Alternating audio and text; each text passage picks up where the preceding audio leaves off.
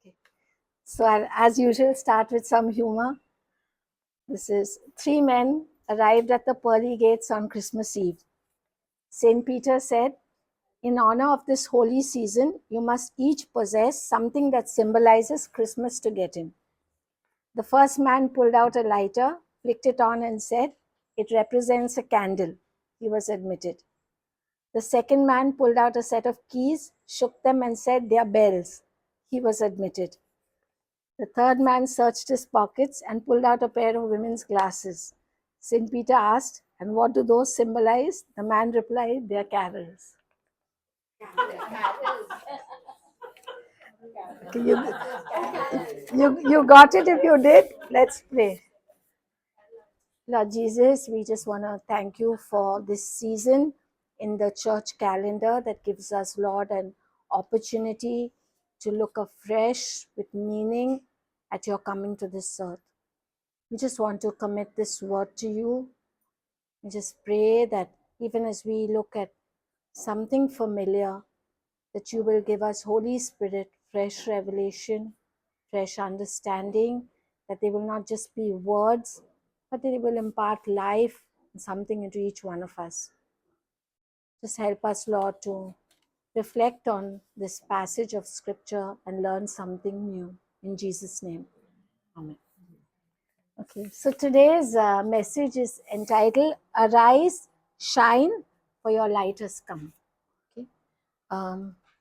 They asked me to share the Advent message. Somehow this phrase came into my head. I'm hoping that it is inspired by the Holy Spirit. And then as I started preparing on this passage, I was really struck by how this phrase and this passage is so pertinent for Advent, for Christmas, and even for revival, which we have been focusing and praying so much for. So let's look at today's passage. You can open in your Bible to Isaiah 60, verses 1 to 3. Isaiah 60, 1 to 3. Arise, shine, for your light has come, and the glory of the Lord rises upon you. See, darkness covers the earth, and thick darkness is over the peoples. But the Lord rises upon you, and his glory appears over you. Nations will come to your light, and kings to the brightness of your dawn. Okay, so this passage opens with the words, arise, shine. Okay, it's a passage where God's people are being called upon to respond to this light that has come. Okay, and just look at the second verse. What we see is this light has come after much darkness. So if you want to understand the background to this verse, just look at the second verse. See, darkness covers the earth, and thick darkness is over the people. If you go to the previous chapter, you'll just get an understanding of that darkness that's being talked about. Look at Isaiah 59, verses 9 and 10. We look for light, but all is darkness.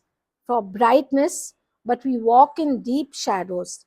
Like the blind, we grope along the wall, feeling our way like people without eyes. If you look at both these verses together, you get such a sense of what these people were going through. It's like darkness, lostness, helplessness. They are groping around, they are fumbling. Like we've all seen blind people, just that tentative fumbling because they can't see. And if you remember what Sabina read to us at the start of the service from Isaiah 9, again, there was a reference to the darkness. I'll just reference that here, because there God's people was spoken about as being in gloom. There was such gloom and darkness. So the picture, the background to our passage today is a people in gloom, in distress, a people who are lost, who are fumbling, who are helpless, even hopeless. Okay, they're living in a land of what this verse calls deep darkness or thick darkness. Okay, so that's the context for this verse. And it's into that scenario that Isaiah makes this prophecy. And what is he telling God's people? Arise, shine. I just wanted to kind of get a better picture of that arise and shine. So I looked at it in different versions. So just hear this what the Message Bible says. Arise, get out of bed, Jerusalem. Wake up, put your face in the sunlight. It's like so many people who sleep with the room completely dark, they pull the shades and then it's morning and they pull it and whoa, the light is so bright. So that's the picture. The Passion Translation says, rise up in splendor, be radiant. And the Amplified, of course, the Old English, arise from the depression and prostration in which circumstances have kept you. Rise to a new life. What a wonderful picture that is. So Isaiah is telling God's people, arise, shine. Like I already said, he's talking to a people who are in darkness, who are in despair, gloom, and depression, and he's telling them, arise. Now, all of us know that if you're dealing with someone who's feeling low and feeling depressed, you can't just tell them, come on, jump out of bed. No, we often hear, just tell them, put one foot ahead of the next. It's not possible because from within you're feeling so low. So Isaiah can't just be telling a people who are in darkness, come on, get up, okay, arise and shine. But he is telling them arise and shine and he's giving them a reason for it. What is he saying? He's saying, arise, shine, for your light has come, and the glory of the Lord rises upon you. Okay, he's giving God's people a reason for them to arise. That there's a light coming. The glory of God is coming upon you. So I just want to break that into two parts. One where he's talking about light, and one where he's talking about God's glory. Again, I want to go back to the passage that we read in the beginning, Isaiah 9. What does it say there? The people have seen a great light. A light has dawned. And what does the passage go on to say? Something that we hear so often at Christmas. For to us a child is born, to us a son is given. Why are we called, or why were God's people called to arise? Because the light has come. A light has come in the darkness. And the light was not inanimate light. The light was Jesus coming into this world. This passage was foretelling, it was a prophecy about the light that was to come with the coming of the Messiah. Jesus is the light that's being spoken of in this passage. And in John 8, verse 12, when you don't need to open to it, Jesus himself said, I'm the light of the world. And when he was born, his star shone in the heavens. Again, the star that was up in the skies, which the wise men followed. And so I just want to quickly look at Matthew 2:2. Sorry, I haven't written it down. If we can just open, or I'll just read it to you, because there's a reference to the light there. Yeah, it says about a wise men coming from the east, and they asked, where is the one who has been born King of the Jews? We saw his star when it arose and have come to worship him. And I just want to say that is significant, because this passage which we looked at in Isaiah, the verse 3 says, nations will come to your light and kings to the brightness of your dawn. Okay, of the kings coming, and of course all the nations coming, because the light of the world has come. So there were two parts, arise and shine. The light has come, and the second part is the glory of God. The second call for God's people to arise is because his glory had come. His glory, the weight of his presence, his actual presence coming in our midst. For those of us who've been at midweek Bible studies, that's one of the things that's coming alive to us, the name of God, Emmanuel, God with us. Okay, and that's what's being spoken of. Jesus coming to the world, this light was his presence, his glory, his brightness, his radiance, his brilliance. And so that's the second thing that Isaiah is saying. Arise, shine, your light has come. The glory of the Lord is upon you. This light, this glory, which will pull you out of your darkness, your lostness, your hopelessness. Okay, so that was written centuries ago. And the question is, how is that relevant for us today? Isaiah's words were in the immediate. They were fulfilled when Jesus was born. Okay? In the fullness of time, the Savior came, and that's what Isaiah had prophesied. Okay? But is that true for us, or does that have any relevance for us today? The darkness that's written about in Isaiah is also a darkness that the church has seen down the ages and the church sees today.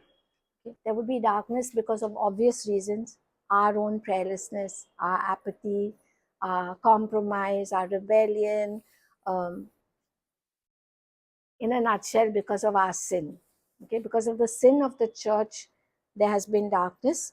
And also, there's darkness because of the land around. There's a darkness that pervades the world around us, and that affects the church.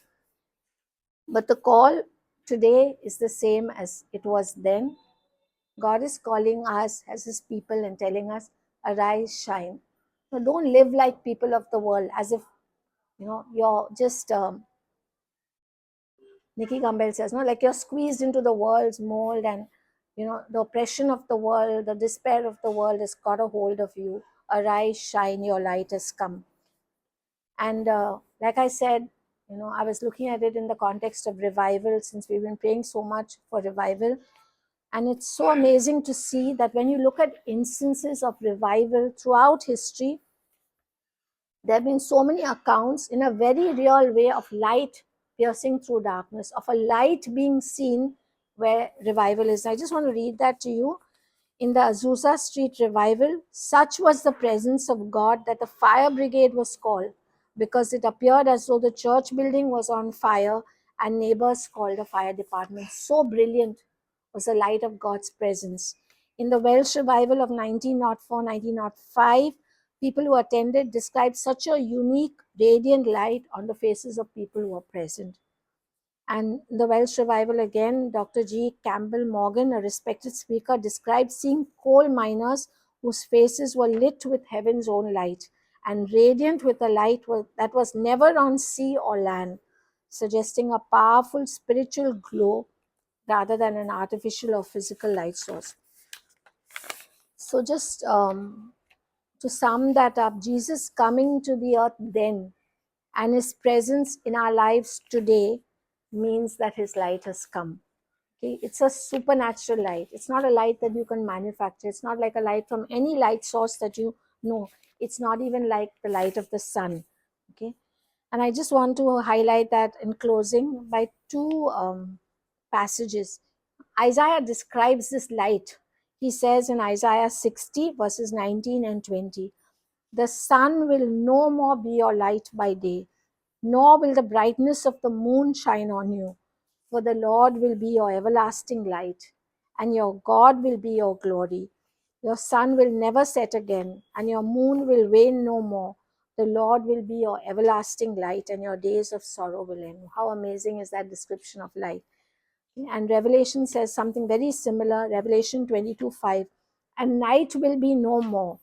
They will need no light of lamp or sun, for the Lord God will be their light, and they will reign forever and ever. And so this is what we want to believe as we enter this Advent season. As we acknowledge Jesus coming into the world, this is not just another birthday being celebrated.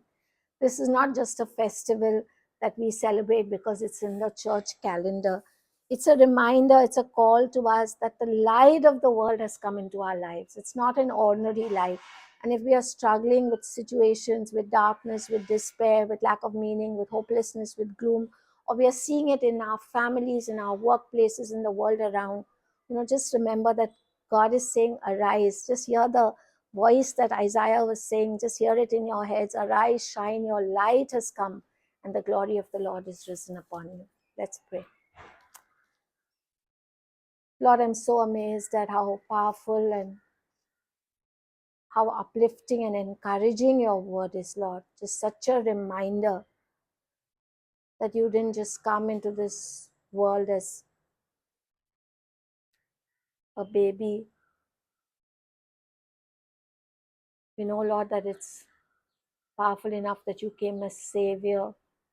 Thank you that you came as Emmanuel, God to be with us, God to bring light into our dark spaces, God to pull us out of any gloom, darkness, or despair. We just want to come to you, Lord, and just open our lives, our hearts, our spirits, and confess like that we can't manufacture this hope But this word can only be truly alive by the power of your Spirit.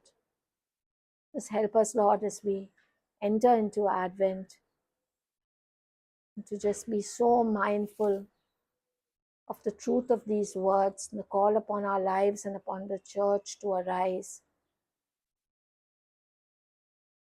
to shine. Really, may your light pervade every space that we are in. May your glory fill our lives, our homes, and us as a community.